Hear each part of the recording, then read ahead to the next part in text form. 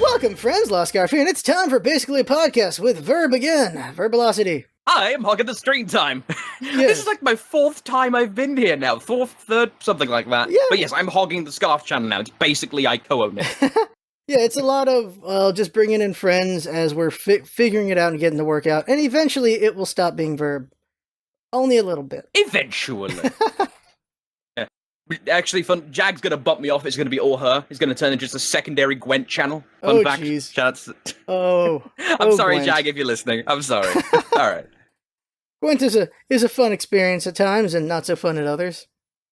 It's interesting. So I'm gonna go right into it here, Scarf. I've just found this out. Okay. Titanfall 2 is getting its Horde mode back. Fudge yeah, don't want to swear. Because, Ooh. so have you played Titanfall 2? I only got to play demos of it because I don't have a console. Right, so later on into Titanfall 1's release life, it had a mode called Frontier Defense, which was really good. It was 4 players versus, essentially, it was a Horde mode, right? And with the way the Titans worked and some of the ways they made brand new enemies, it was really good. And now they're redoing it with the latest update for Titanfall 2. And there's going to be custom Titan upgrades, new weapons, new enemies. Ooh. That system for Titanfall 2 in general really works. But I'm a little scared that Titanfall 2, we've gotten past the point where you can say, oh, the game's release fudged it. You know, we're way past that point. It's still got a low player count. I mean, you know, but I can see by your reaction, Titanfall 2 isn't really on the radar. Yeah. So I wonder if that's going to help it at all, having the Horde mode, because a lot of people may not like Titanfall 2, because Titanfall 2 is that midpoint between COD and Doom. It's a with some additional stuff put in, because it can be so bloody fast at high level, and even at like mid-level, if you're going against like a pub stomper who knows his stuff, you can do some silly things, like so much so, the devs recently added in a miles per hour counter, that you literally can check how fast miles per hour you're going in game, so you know you're keeping up your jump chains and whatnot. Wow. But Horde mode is a complete different dynamic change for Titanfall, and that could bring some more people in. It's like, Scarf, did you play the new adventure in Smite? I did not. Was not Yeah. in a while.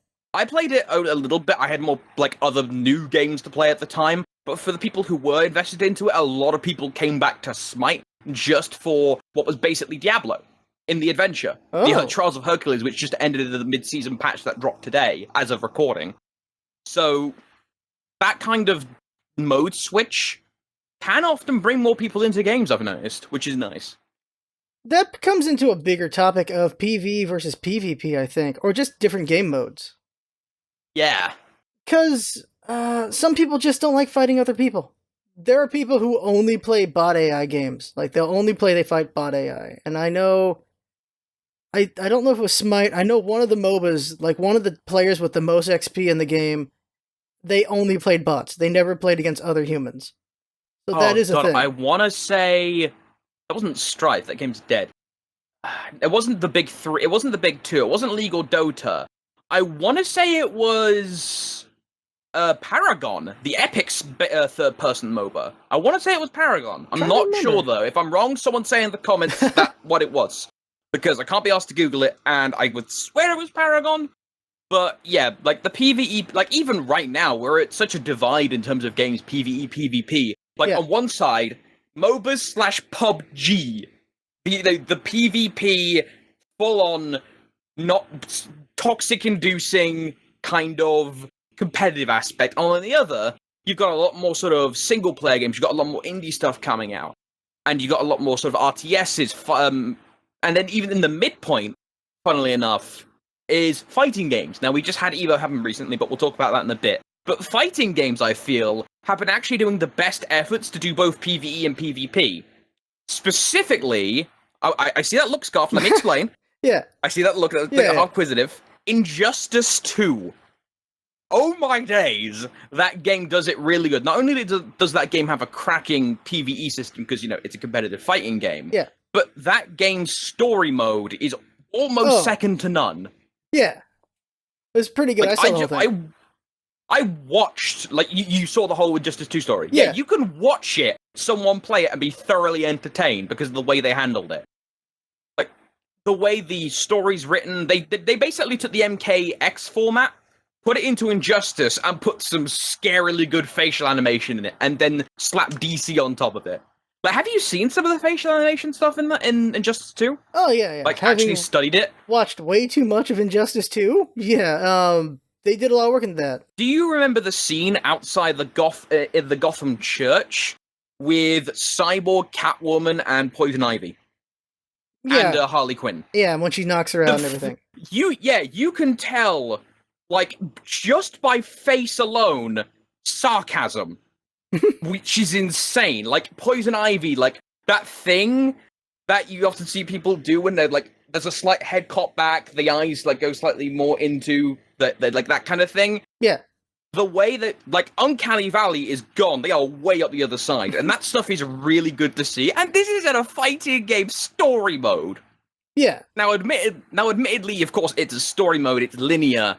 It's why, like, Uncharted as well has the same kind of facial animation quality, there's the word, because it's linear. They can put all their guys onto the one topic. It is NetherRealms, though, with DC, and so they were able to get top-notch voice acting and all that stuff for it to make an actual story. Because, again, it's DC, it's Injustice, and they made it very interesting with that whole NetherRealms. And they tried to do with Mortal Kombat. Didn't really care for the Mortal Kombat story, but they've been trying to do story-based. Well, none of the other fighters really do. They kind of do, but they don't really do. The closest I've seen in terms of quality for story recently that isn't a NetherRealm game, I would say probably Tekken, or which anime? Tekken. Yeah, Tekken legit has a really good story. Yeah, Tekken is legit. Tekken is like a soap opera, though, where it just keeps going in a circle with the same players. It's so weird, though. Although Tekken 7 has some finality to it to an extent. They do leave the ending open, but it does have some finality. That's all I'll say on the matter due to spoilers, but it does have some finality. There's only so many times Heihachi and Kazuya can throw each other off a mountain. There's only so many times. And then this Jin's time in they there. include volcanoes. Yeah, and there's volcanoes. Jin's in there with the devil factor, and then Kazuya wants that, and just... It's a complicated family. It is such a soap opera. It is such a soap opera, but it's just... I'd hate to get a dinner with them if one of them agrees on, like, what to order, immediate into fisticuffs. Like, do one of you fancy the turkey? No, I fancy the chicken. Get back here! Like, that'll be the worst. That is... How do they make any money? They're so busy beating each other up. I don't know how they're, like, the #1 mob family in that game. I don't understand. It's like corporations in comic books. You're not sure how they actually work outside of, like, Stark Industries. Yeah. Because of that one scene at the beginning of Iron Man 1. But somehow, all of these dudes, like Oliver Queen in DC, has a multi-billion-dollar company. The Iron Fist, I forget his name. God, that's heresy. Who's the guy who owns the Iron Fist? Knows Danny Iron Rand. Fist. Okay. Danny Rand. Okay. Yeah, Danny Rand has a multi-million-dollar corporation. Tony's like, half the people seem to have multi-million-dollar corporations. No one knows what they do. Yeah, it's like Tekken Corp or whatever the corporation is in Tekken that I forget. Yeah, they do a lot of crap. I don't really know. I have no idea. Got the time to just throw his son off a mountain and to make money somehow. I don't know. I know he's what he's doing. He's literally just crushing coal into diamonds on his off time. That's all he's doing. For training, he's just making diamonds. I have no idea. They're kind of all really strong. Speaking of training by doing weird and unnecessary things, how invested are you into Dragon Ball? Oh, very. I'm launching Super and everything, so I'm really looking forward to Dragon Ball FighterZ. Hell yeah. Yeah, Dragon Ball FighterZ. They've just announced, as of recording, Krillin and Piccolo will be joining the cast. They better. And that's the final... Yeah, the final 2 characters in the lineup for the closed beta coming up. Sign-ups are on June 29th, I believe. Ooh, okay. Let me check the article. That's not the beta, it's the sign-ups. The beta itself is in, like, August. Okay. Some people were getting, like... Yeah, so registration opening is July 26th. It's the 18th right now. Okay. And yeah, so the 9 characters in the lineup is Goku, Vegeta, Gohan, Cell, Frieza, Majin Buu. Trunks was announced at Evo properly. Ooh. And then... Krillin and Piccolo will be joining. Alright, okay. We haven't got any video footage of them, but there's a Japanese poster. Okay. Someone translated it, and they've got some wacky stuff. And what... They didn't say Tien, did they? You didn't say Tien in there, did you? Not Tien. No, not Tien yet. Because it's just Hadouken all over again, but Kikoho spam the whole match. That's all you do. Just Go, If go, go. if you're online and you perfect someone instead of Kiho, Koho, it's Kiko, go fuck yourself from a bridge. If you don't kill yourself first using it, like, if that happens, that'd be interesting. Dragon Ball gets Harakiris confirmed. If you don't want to let the enemy kill you, go out on your own, Kikoho instead. Yeah, 2 people. He can Kikoho, and Vegeta can blow himself up. Those 2 things. But that's Majin Vegeta, that's different. Yeah. Sort of. He's done it twice. He did it too. He killed himself once, and the other time he just did it. And also Piccolo can do it too. A couple guys can blow themselves up, kind of. That's nasty habit going around Dragon Ball, isn't it? Tien summons Chaozu to blow up for him. There you go. There's it. I'm really interested in just if they do matching the lore stuff. If you do the specific things with the specific enemies, that would be kind of interesting. Because I know they do lines. I imagine they will. The game's only 20% done. Ooh. So the game already is having tournaments done, and that's 20%. And it looks that good. Yeah. I imagine that's where like the good lore stuff gets brought in. I imagine other fighting games have to have taken a lesson from NetherRealm when it comes to just raw implementation. The wages system. Have you ever seen gameplay of Injustice? The 2 guys smash together and they say something like quirky back to each other. Which is so cool. The amount of lore in that, other games have to learn. And in a game like Dragon Ball, where you can dig to China and back and still get lore every time. Okay, that was unintentional racism, I apologize. But that amount of lore is insane. I'd love to see what they could do with it in terms of lore. But in terms of characters, they aren't doing the thing Xenoverse did, though, Scarf, which is good, which is like 6 versions of Goku. It's 1 Goku, 1 Vegeta. Wait for it. That's it. Wait for it. It's coming. Well, it was 6 versions of Goku anyway. Like, I don't know. It was Goku, Goku Black. Well, no, in Xenoverse, there's like the different skins with stats, I guess. Yeah, but well, no, it is different characters. In Xenoverse, it was like Goku with the default Goku with like about 12 different variations. Yeah. Then there was Super Saiyan 4 Goku, Super Saiyan God, Super Saiyan God, Super Saiyan. Then there was all the other stuff on top of that, which I can't remember. So they're just doing 1 Goku, and any transformation stuff is in the abilities, which is good because that means there's more niche characters that can come in. I'm actually curious if it's only going up to Z, and they're not going to do... I would assume they're only going up to Z and not Super, because it's called Z. I think it's... I want to say it was confirmed at Evo that they're going up to Z, with maybe something... Because they're going up to Z, I think, in terms of characters, but they're going into other things... in terms of abilities, like Frieza can do Golden Frieza. Oh, okay. That's not from Z. Unless you consider the movie Z, I guess. No, those are super. Okay. Alright. Yeah, if they want to do the movies, they've got way more room to work with. That means like Broly can come in, Cooler can come in. You're gonna want to see at least Broly. He's the one everybody wants to see. It's always gonna be Broly. Because Broly's Broly. Broly's the Hulk of Dragon Ball. Everybody wants to see the Hulk. I really hope they allow... I have a dream for that game as for some kind of DLC or an April Fool's joke. They do fully recorded lines or like an announcer pack something for the Team 4-Star guys. It'd be nice because they were involved in Xenoverse a little bit. Yeah, they had I think Takahata. I know at least Takahata. I'm not sure who else. 2. For Xenoverse 1 and 2, Takahata and one other person from 4-Star had voices as like a programmable voice. No, for 2, it's Taka, a Kaiser, and I think also Lanny. I think all 3 of them got into 2. Thank you. So I'm pretty sure all 3 of them got... I know Kaiser for sure is in it as well. I think Lanny's... Yeah, they are. All 3 of them are in it. All 3 of the members are in Xenoverse 2. And you can get their lines. I don't remember their numbers for the voice lines if you want them. You can ask those guys. Been too long. Yeah, just Google it. I think it's number 14 for Taka, though. Imagine, though, a trailer coming out. It's like, new content for Xenoverse. You see Goku fly in, and then maybe, if they want to be really funny, Mr. Popo comes in, and instead of like regular Japanese voices, which are the worst voices, why do they use Japanese voices? Instead, they use abridged. And the world pops off in joy. It'd be great. It's always a good thing to do stuff for the fans, but we'll see. Imagine being able to go online and beat someone up and just go, packing order, afterwards. Oh, that'd be amazing. Yeah, it would be. It would be. We'll see, because you said 20%. Like, it looks so complete already from what I've seen, and it's only 20%? Jeez. That's Arc Systems for you. True. They'll take a tiny thing, refine it, that's your demo. Go. There you go. And I know I've already seen people do attention to detail stuff. Like, they showed Vegeta's Final Flash, and they put the manga on top of it, like it's exactly the same. Oh, the side-by-sides? Yeah, I'm like, yes. Ooh, that is nice. It's a nice attention to detail. That's a low-key shot, funnily enough, at what Capcom's doing. Capcom is, like, refusing to do any kind of loyalty stuff to a lot of the universe and the different characters. It's like they can't do any of the X-Men.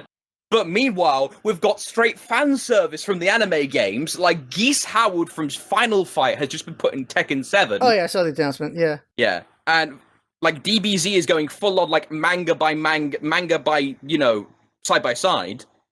It's kind of a weird dichotomy right now in fighting games. Half of it is a lot of fan service and, like, homage, and the other half of it is, sorry, we can't do the main part of this game because legal reasons. Or sometimes you wonder if they even care, and sometimes, I don't know. Like, Capcom can do some of the most, DLC characters on disc. The devs care. Yeah, but it's then Capcom practices, I guess.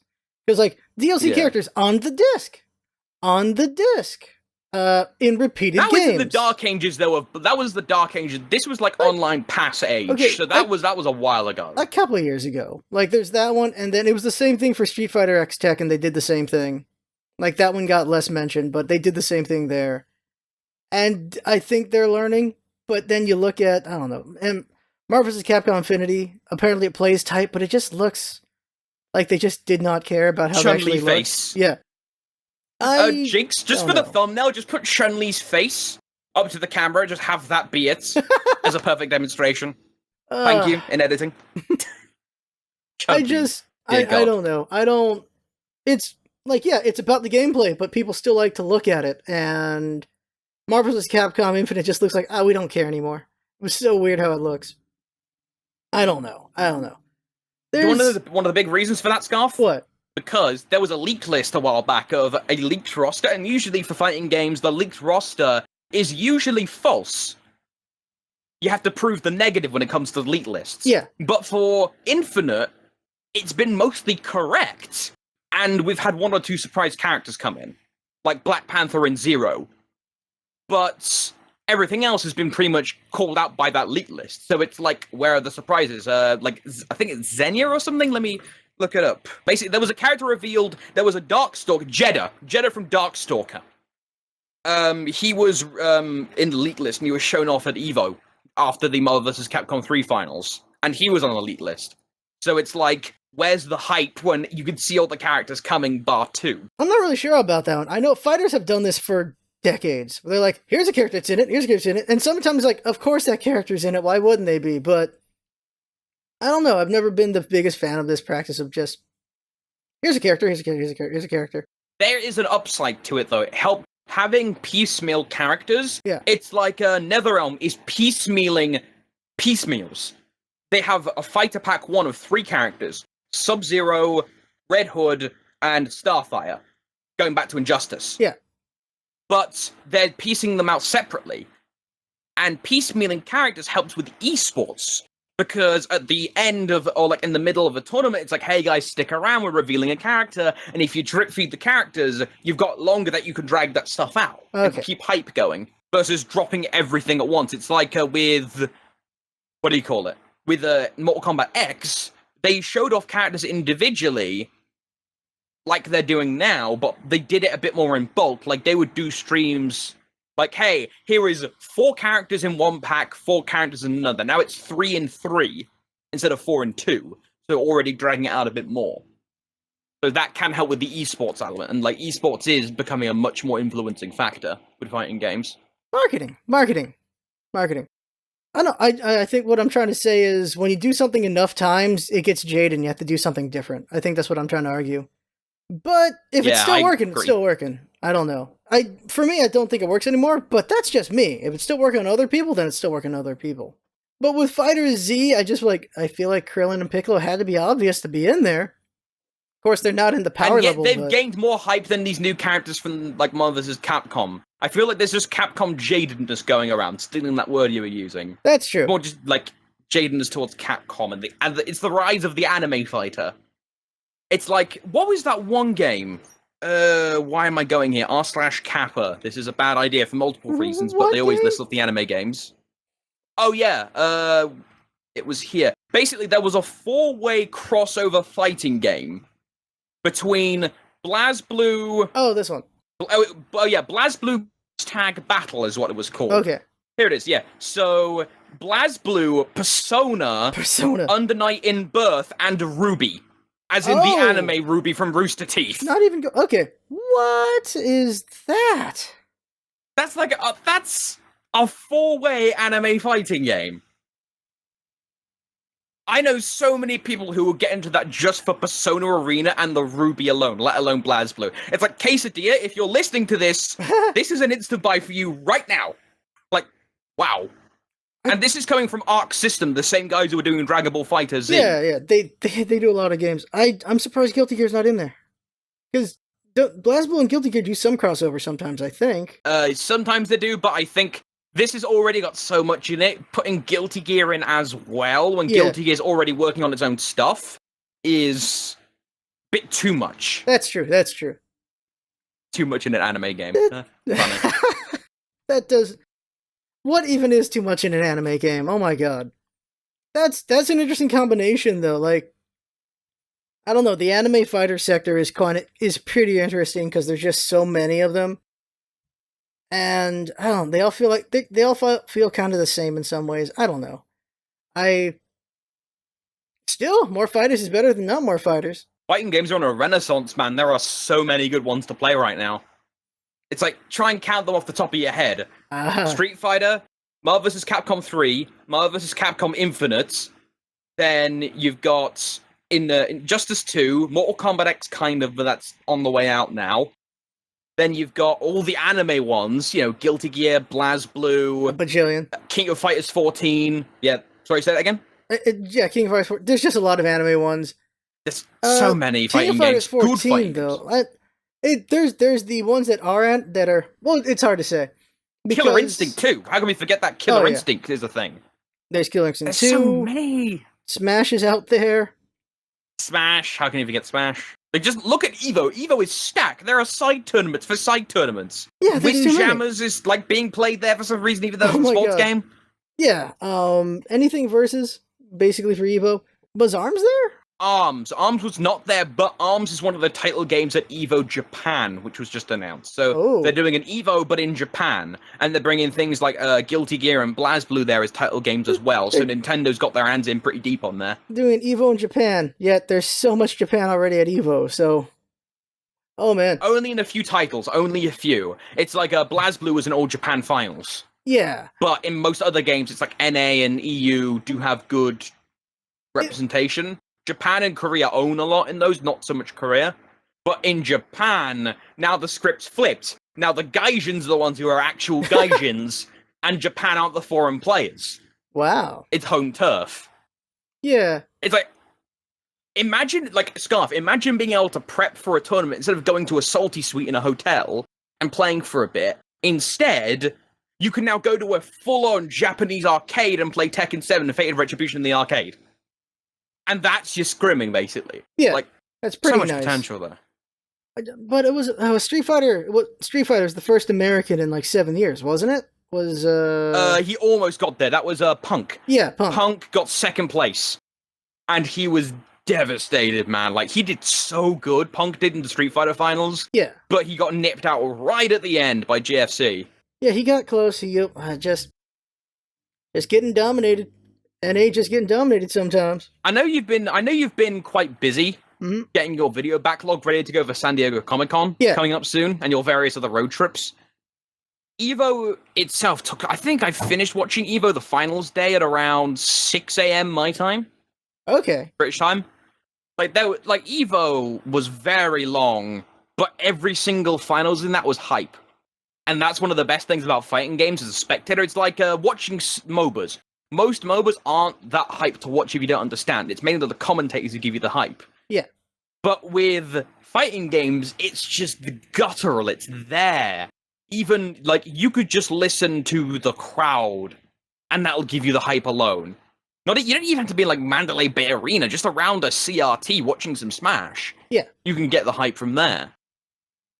Just, fighting games in general are in a full-on renaissance, and if you're a fighting game player, I've don't play fighting games. I watch them primarily because of it. Like, you're in a really good time right now. I know you're not too into fighting games. I was a pro player in high school. Oh, what'd you play? It was Marvel's vs. Capcom 1 and 2 and Street Fighter 3.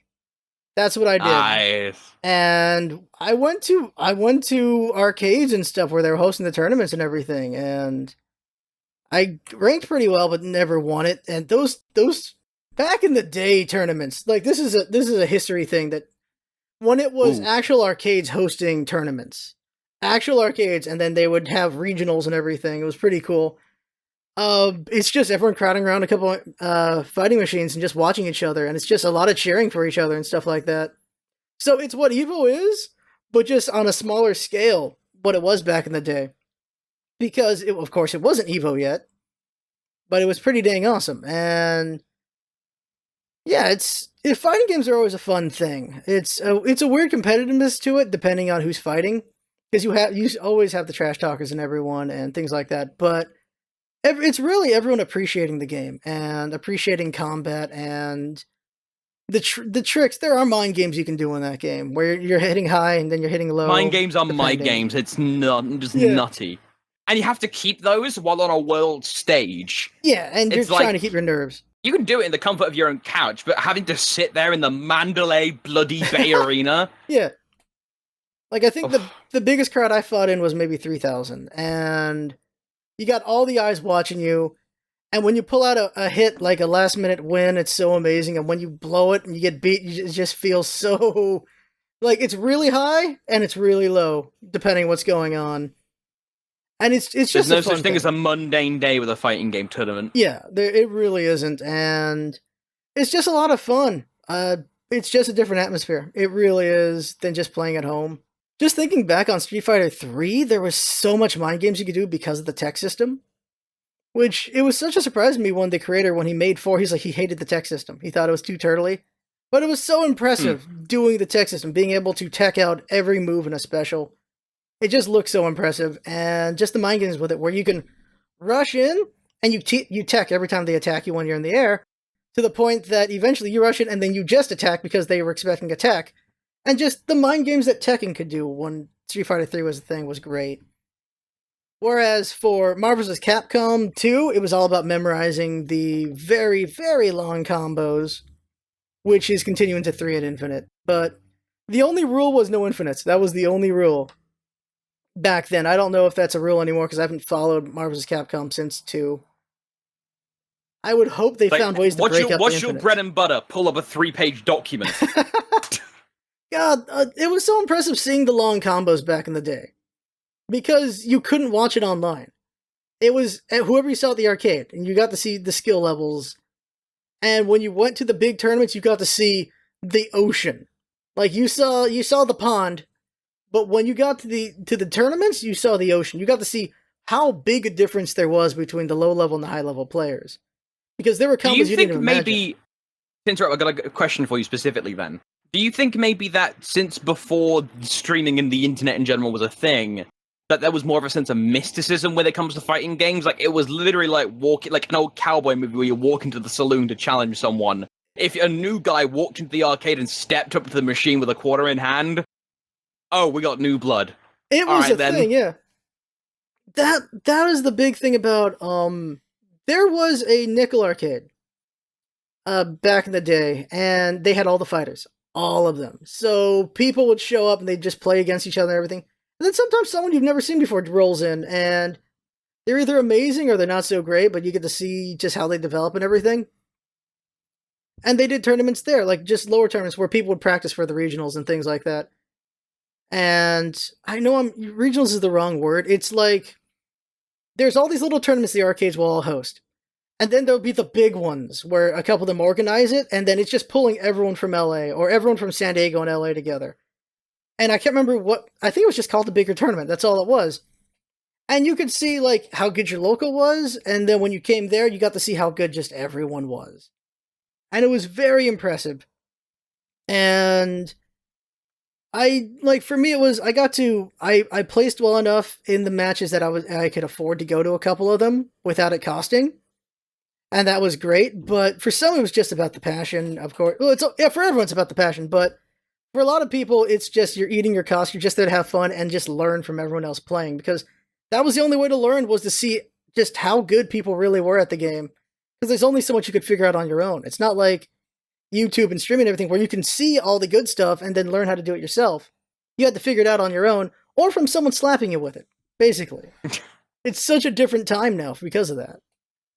Yeah, now you can just I can Google something and learn what is the most efficient bread and butter for a certain fighter in a certain way. All the frame data's there.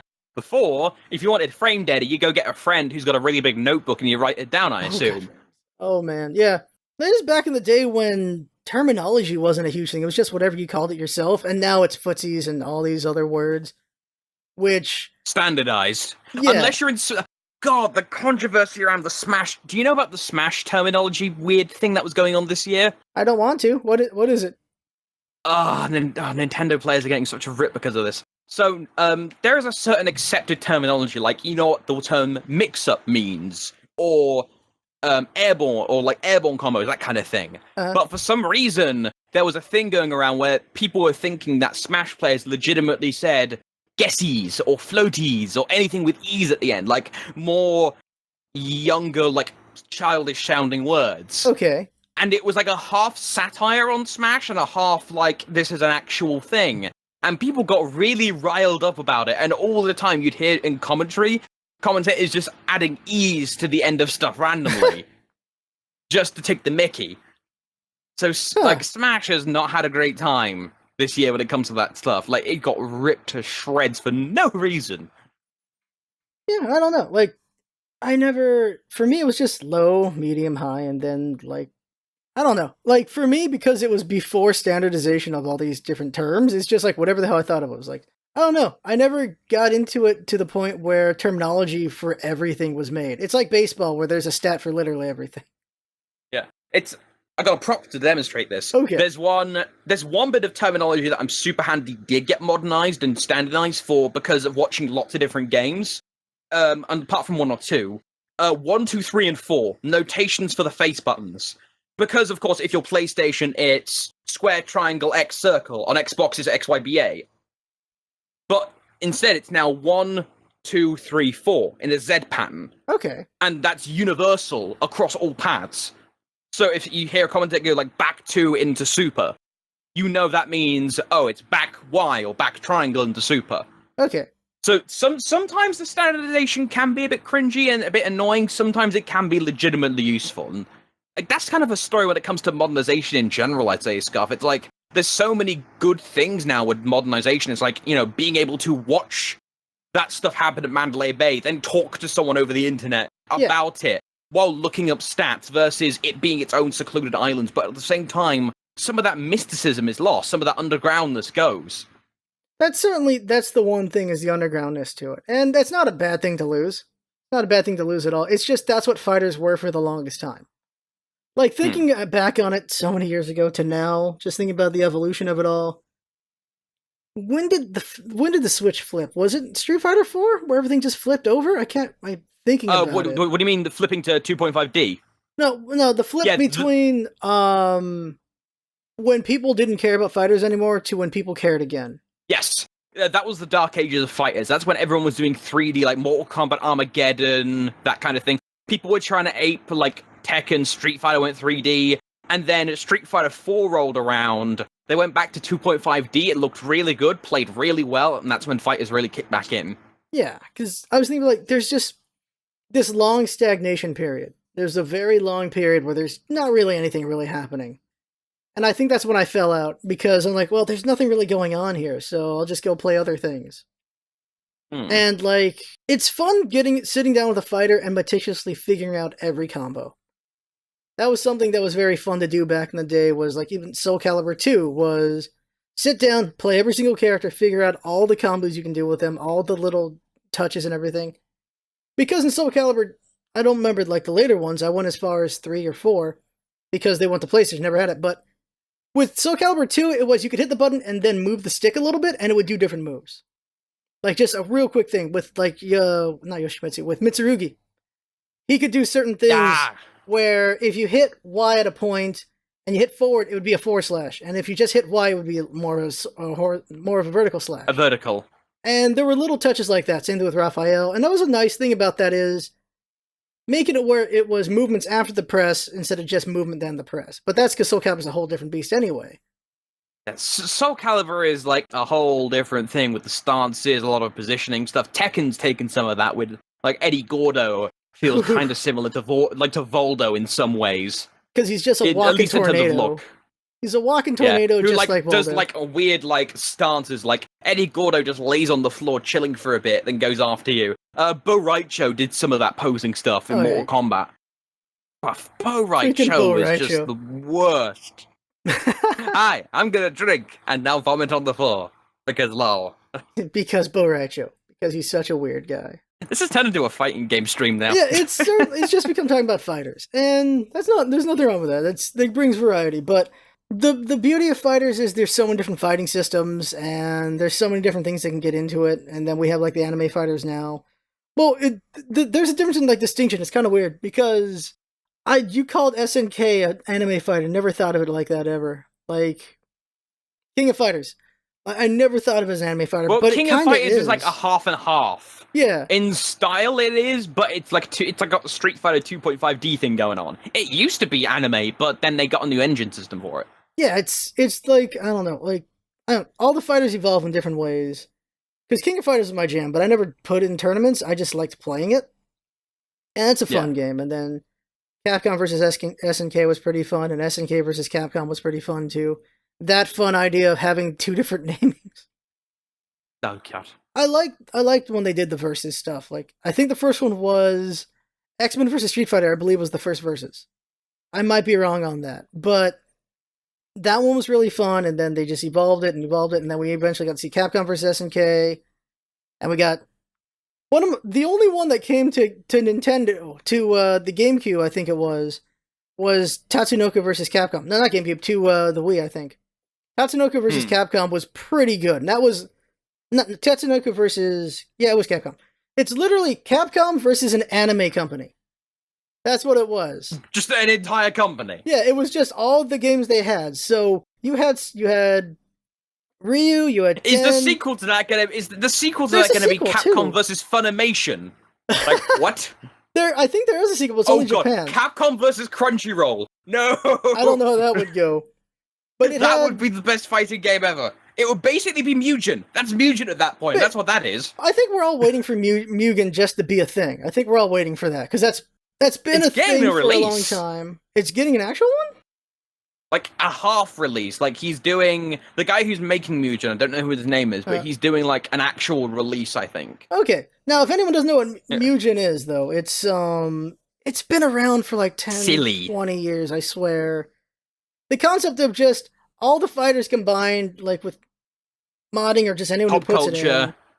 And it's just people just put their own spin on just fighting styles, and every anime has a character in that thing. Like, it's just, I don't know the right way to word it. It's just everyone could just make their characters and put them in there. Of course, they're just using abilities from the characters. It is fan service, the video game. Have you ever wanted to see Homer Simpson fight against JoJo? There you go. There you go. If you got characters you really like from some random anime, you get to have the fights here. It's a random thing. Like Daisy, I remember there's Daisy, and one of her specials, depending on who makes the character, is the eye beam from the eye from the back of her head from Smash Brothers. Because whichever Smash, I think it was Melee, you could look at the statues and you could get super close up, and if you look in the back of Daisy's head, she's got a third eye over there. So somebody made a character where Daisy turns around and does basically an optic blast with the back of her head with an eye blast.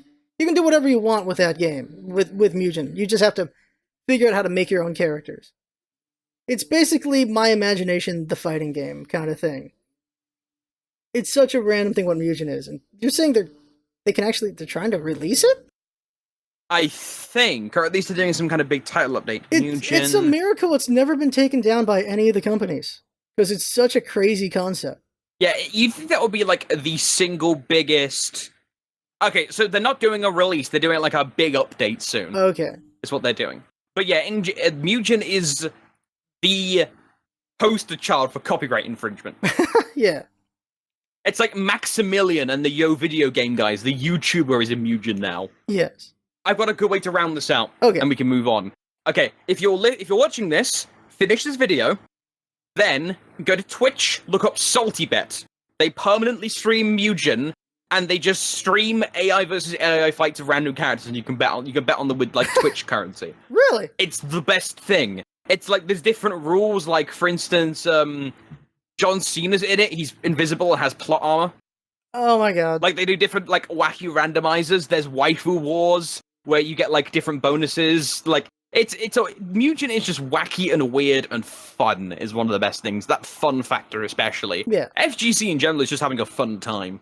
Yeah, it's basically fun's the right word for it, because it's like just slapping action figures together. That's what that game is. That's all that is. Yes, that's a very good way to describe it. Yeah, there's nothing wrong with that at all. That's fun. You can put Hulk Hogan in there. You want to see Hulk Hogan fight a Ninja Turtle? Here you go. Moving on to something which is happening right now, actually, at the time of recording. It just opened up about an hour or two ago. PlayStation 4 is getting the exclusivity period on the Destiny 2 beta. Oh. What was your take on Destiny? If you had one. I did not get to play it because it never came to PC. Never came to PC. Never came. Are you going to touch it? Are you going to touch it for Destiny 2 now that it's getting a PC release? I want to, because I really wanted to play 1. So many people had so many problems with 1, but I still wanted to try it out. And everyone's saying, like, maybe they learned for this one. Well, it's on PC this time, so they learned one thing. But I have hopes. I want to check it out. There's so many games, though. Like, I had this conversation with John in the last podcast, which was October alone has Shadow of War, it has Wolfenstein, and Destiny 2's in the middle of that for PC. So you got Shadow of War early October, Destiny 2 is middle of October, and then you have Wolfenstein late October. So it's stuck in the middle of 2 games that are going to get a lot of play. And so, not sure. October's actually way more stacked. I just looked at the Game Informer. I always go here for the video game releases. Okay. Here is the full list for October as of right now. Okay. Battle Chasers Night War, Forza Motorsport 3, Middle-earth Shadow of War, The Evil Within 2, Gran Turismo Sport. I repeat, Gran Turismo's actually coming out. It's not numbered, but it's Gran Turismo. Holy crap. Really? LX, the new South Park game, The Fractured Butthole. WWE 2K18, Destiny 2, Night of Azure 2, Bride of the New Moon, Assassin's Creed Origins, hype for that one, no bias here, Super Mario Bloody Odyssey. Oh shoot, that's in Super October? Mario, but with mind control, yeah, October 27th, and Wolfenstein New Colossus. That's 12 games. Yeah. It's like a September Destiny. Destiny's out on September 6th, Knack 2, biggest game of the year, of course. Yeah, it's like, we are starting to pick up now in terms of pace. Like, I'm even looking towards early stuff, like next month, for instance. Let's look at August. August, okay. Ark Survival Evolved apparently is releasing fully. Wow, okay, I didn't know about that. That's a fun one. Ark's finally getting a release. Hellblade: Senua's Sacrifice. Now, I'm actually really excited for that. Hellblade. It's a single-player Dark Souls-ish script, like linear adventure game that's set in Norse area, but focused heavily on the character having mental problems. That's interesting. Okay. And those are her enemies.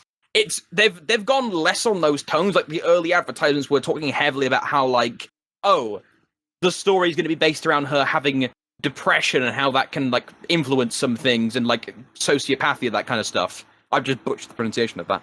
But they've toned back on that a bit more to the more Norse elements, but it's still there in Hellblade. So I want to see how they handle that topic. Okay. Because if they do it well, that could be really cool.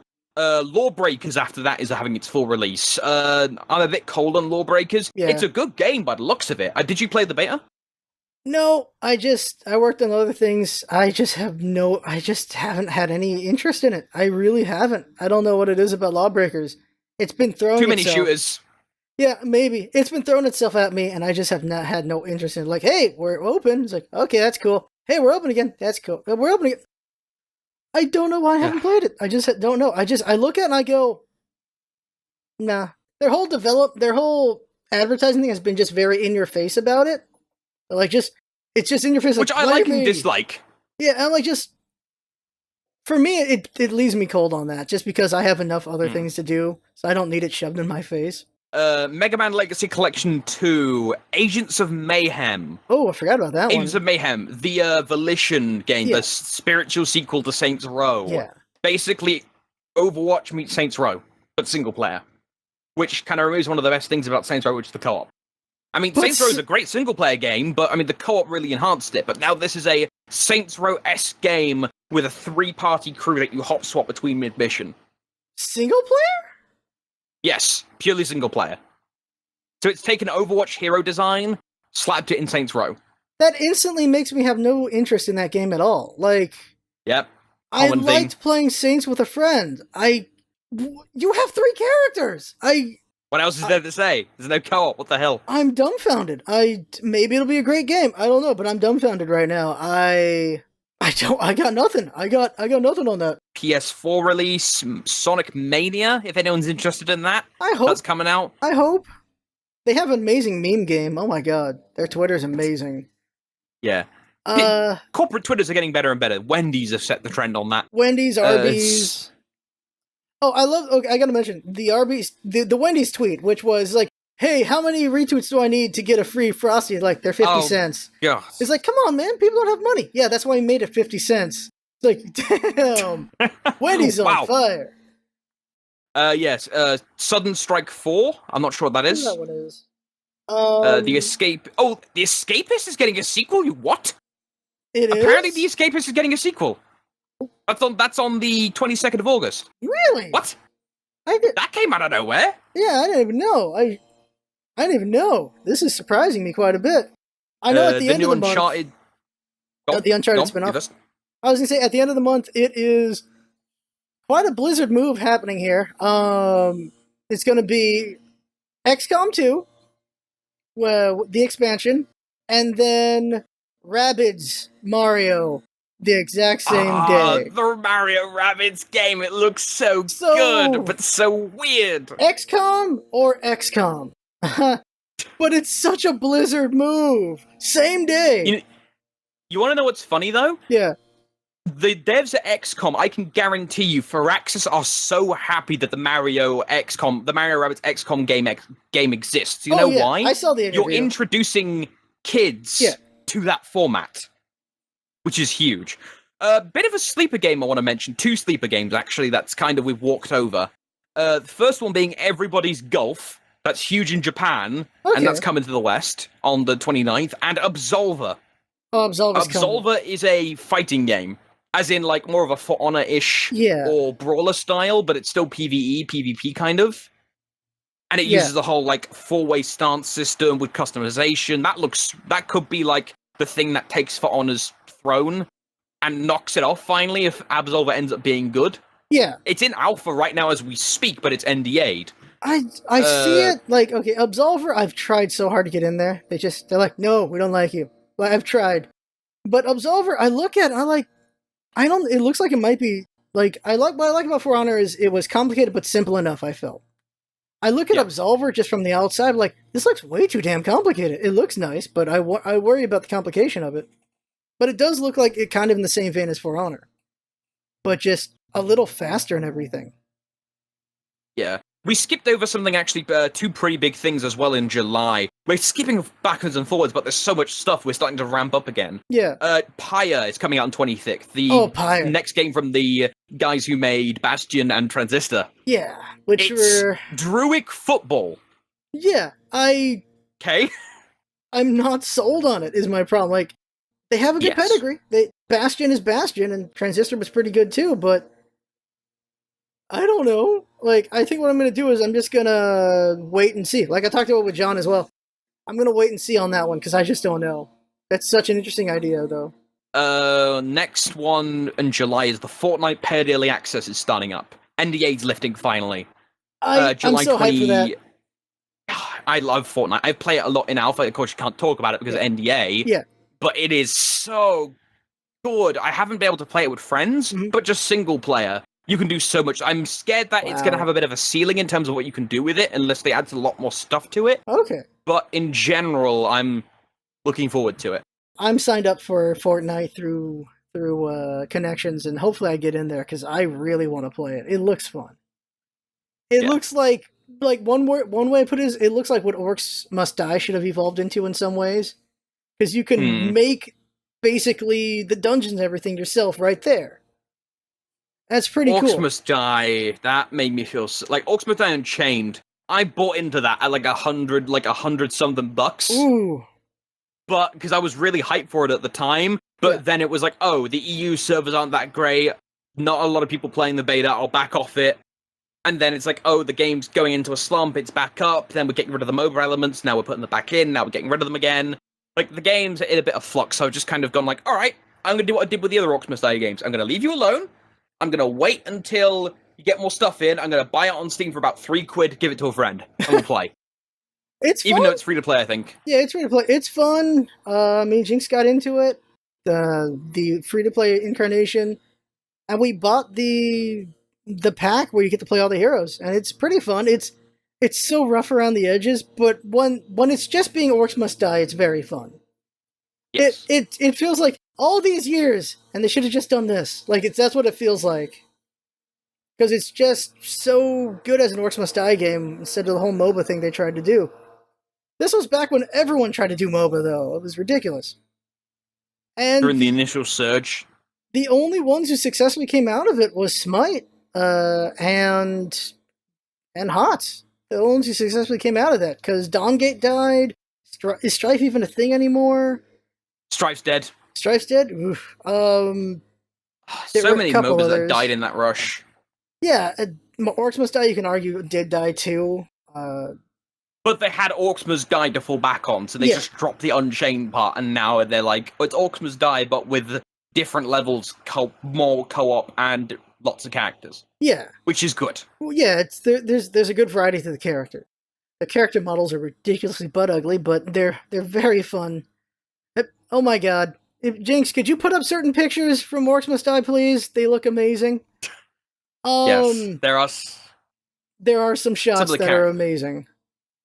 But there's a lot of personality in that game in general, the way they do it. If you look at their Twitter GIFs, they do a lot of really good work with the Twitter. Getting up, I got off track. I don't even remember what we're talking. We were talking about releases and everything. Releases. Ooh, September, there's some pretty big stuff. I actually want to discuss it with you, because you're the Nintendo head here, not me. Yeah. So, that's a big month for Nintendo. So, first up on the block, Metroid Samus Returns for the 3DS. Ooh. That's on the way. Then, we roll right into Pokemon Gold and Silver. Not sure what that is. What's Pokemon Gold and Silver? Is that just a brand new edition, or is that a remake? That sounds like remakes. I didn't even know about that one, because I thought everyone was focused on X and Y. Googling time. Is it remakes of the old... Oh, it's remakes of the old Pokemon Gold and Silver, I think. Yeah, I would assume they're just because I just Googled Pokemon... Yeah, those were released in 1999. Jesus, I'm old. Yep. Looks like those are re-releases. And then, same day, Pokken Tournament Deluxe for the Switch comes out. Having played Pokken, Pokken's fun. It has some complexities to it and some simpleness to it. Was it an Evo? I have no idea. Oh, Pokken always a side tournament to Evo at least. It was. I think it was featured last year, but this year I think it was a side tournament. Okay. Pokken is a fun... It's super simplified, but it's pretty fun. I enjoy it, but it feels more like it's a fanfare thing than it has legit fighting to it. Any fighter's gonna have legit fighting to it, but it's always felt like more fanfare, and DX is just, well, now you can play it on Switch, and it's got more fanfare, because there's more characters to it. It'll be fun. If you didn't get a chance to play it on the Wii U, not a bad thing to pick up if you're a Pokemon fan, for sure, with Switch. What was the first one you said earlier? Before Pokemon? Metroid Samus Returns. Oh my god, just because Not Metroid 4, unfortunately. Yeah. People have wanted Metroid for so long, I just feel like it's just going to sell out just because of that. Yeah, just Metroid nostalgia. 4 is going to go nuts. Ooh. That is, depending on what they show of it, next E3 is going to be big, because the core Pokemon title that's apparently coming out for the Switch? Yeah. The Switch versus with a core Pokemon title. That's going to be huge. They could even integrate some stuff with Pokemon Go into that, because it's portable. God, imagine how much money they could make. It's the Switch, a core Pokemon title on console that you could then Pokemon Goify by taking it out of the dock. How much money would they make? Too much? I think I'm a little cynical on that one. I think all right. they're gonna make something with Pokemon, and it's not gonna be what we think it is, and people are gonna groan a lot, and then some people are still gonna buy the crap out of it. But the thing is, people think 3DS is gonna die. People think it's dead because they essentially made a mobile console. But it's, at the same time, I feel like Nintendo's gonna try to just keep both happening. That's why we're getting Metroid Returns. I mean, we're getting Samus Returns. Instead of we're gonna have 2 titles on Switch. I feel like they're not abandoning the 3DS, despite the fact some people think they are. I don't know how they think that. But it looks like they're gonna try to have 3DS and they're gonna have the Switch. And because of that, I don't know how strongly they're gonna push for that, considering Pokemon has been the king of mobile for so long. I just don't know. There's another Pokemon game. Yeah, it's gonna be November. Pokemon Ultra Sun and Ultra Moon. I said X and Y on accident. Yeah, Ultra Sun, Ultra Moon, which is supposed to be, I believe it's supposed to be a sequel, like a legit sequel, not just you doing the same story again. I think that's what I heard. I shall Google it now and see what actually comes up with it. Sun and Moon, like, I had Sun. I enjoyed it. It's just, at the end of the day, it's a JRPG. So you really have to enjoy JRPGs. So I got halfway through that game. Like, it was really fun, real nice. Something to have not finished it. Should finish it at some point. It's an alternate storyline. It's this from Pokemon Sun and Moon. So that's interesting. Alternate storyline. We'll see how that goes. It's the second paired version of Generation 7. Yeah. Well, we'll see how that goes. People will buy the crap out of it. People always buy the crap out of Pokemon. Like, Pokemons are fun. It's just whether you got the patience for it. I don't always have the patience for it. I think this is why we're seeing the core RPG being so silent on that, because they want to milk the 3DS for as much as they can, because once the Switch gets online properly, the 3DS is almost guaranteed to be done, because the 3DS becomes a super cheap version of a Switch. I don't know if I want to go with that argument yet. I still don't. I just feel like... Why is that? The 3DS has different different usage from the Switch, because the Switch is still one screen. You got 2 screens with the 3DS. I wonder if they'll do ports or not between the two, because you see things like Monster Hunter XX, where it's going to have crossplay between the 3DS and the Switch. They didn't just go, it's all going to be on the Switch, or they didn't just go, it's all on the 3DS. But I feel like the dual screen is still a feature, that the tabletness to it all is still something they still want to keep doing, and not necessarily for the Switch, because as much as they have it a console, as a mobile console, they don't like calling it a mobile device. In all their advertising, they like showing you moving around with it, but they'll never name drop the word mobile on it. They just don't want you to see it as not a console, I guess. Like, as not a at-home machine. You know, we joked last time we talked on here about how taking the Switch to a party, or taking it to a basketball court. Yeah. Someone actually has taken the Switch to a party, and then someone then took it to a basketball court. At Evo, someone just took it, and it was like, oh, hey, how are you all doing? And it was filmed on a phone. You just sat down at the table in the middle of the party, like a full nightclub party. After Evo, and just sat and played on the Switch, and other people came over, and they played Mario Kart rather than there.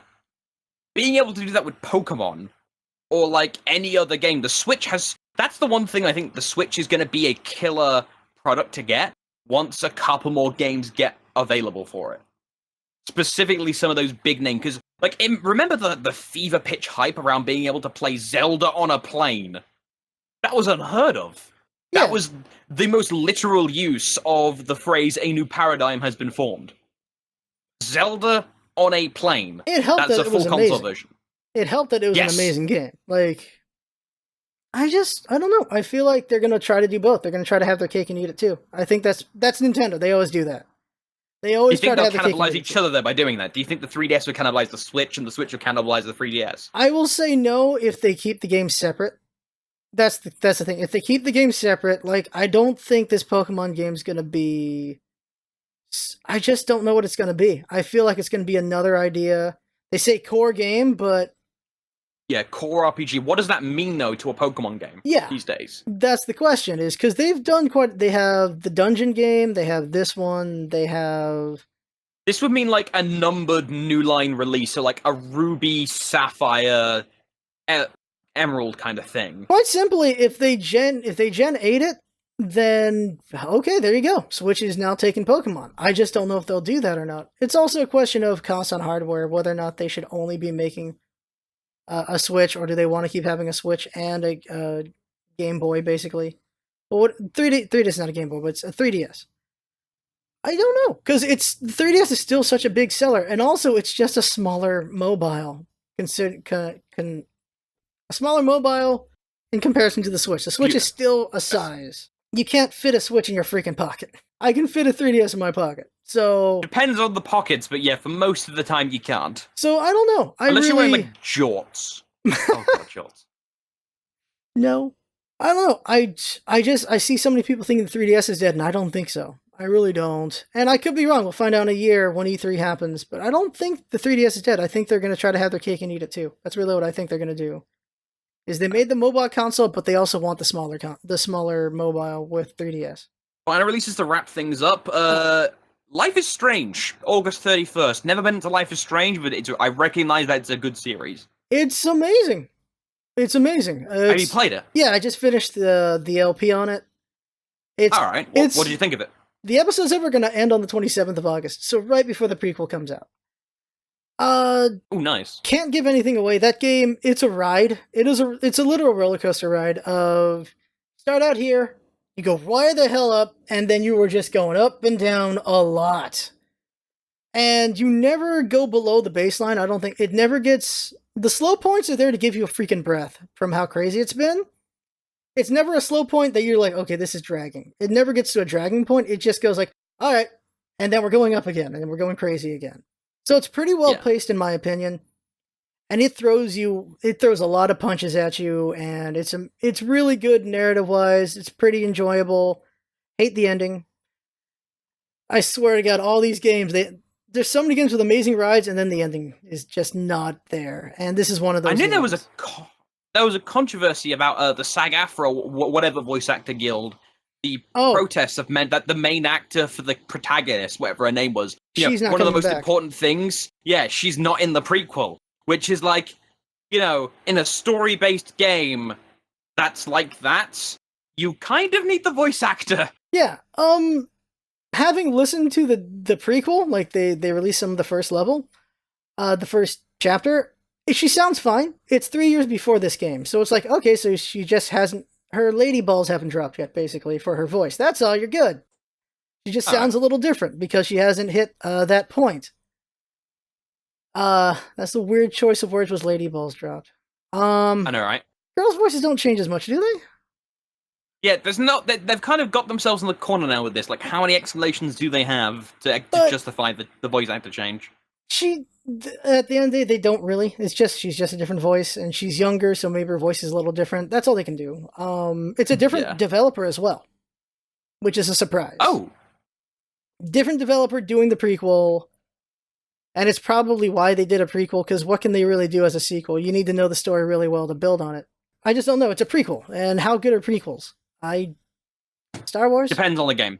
Star Wars? There have been some really good prequels, some really in games in general. There have been one or two. I have to go look them up because there aren't too many prequels. Actually, there's one prequel, kind of. Darksiders 2 was a sort of prequel. It was a sequel, wasn't it really? Like, it's during one? Started as a prequel, ends up being a parallel quel. Yeah, it's so weird, that one. Parallel quel. I'm sticking with the word. They ever making 3? 3 it's coming out. Fury with the whip. All right, and the funky hair. Okay, well, we better wrap this up. It's getting late for you. Oh, God. Oh, man. Yes, this is meant to be just an hour. We run over every time. Yeah, we do. And, is there any new advice you got for people? Just ending this out? There's always advice. What am I talking about? There's always advice to give. To keep it themed, save your money. Dear God. It's like, even the stuff we haven't talked about, like it's coming up, like new Total Warhammer. Cuphead's coming out, then then October, Middle-earth, all the other stuff we talked about. The new COD, Crackdown 3. Save your money, dear God. Just try and squirrel away if you can, because 2017's starting to look pretty decent in terms of games. Yeah, there's an embarrassment of riches in October. Oh my God, just October. Just all that's in there. And then if you somehow have money, Battlefront 2 in November. I feel like Battlefront might be the loser because of all this games before it. Depends how they handle it. I want to see the story mode. I do want to see the story mode, and I have no positivity about the microtransactions. Free DLC, guys! Microtransactions. I don't know. I just want to be a droid, though. I really want to go Roger all day. That's the one thing I want. You can do that. So, I don't know. I'm a bit not sure about Battlefront 2. But I also want to play it, so I don't know. But let's end this out. So this has been basically a podcast with Verb, who is drinking... Drinking what? Hi! What are you drinking? Pepsi. Oh, Pepsi. Okay.